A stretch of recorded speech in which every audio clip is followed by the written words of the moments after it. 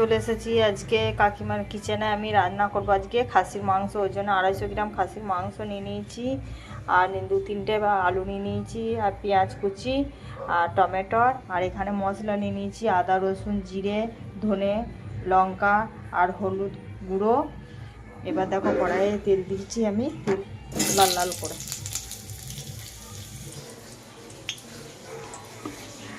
বেশি জিরে, একটা গোটা লঙ্কা আর একটা তেজপাতা,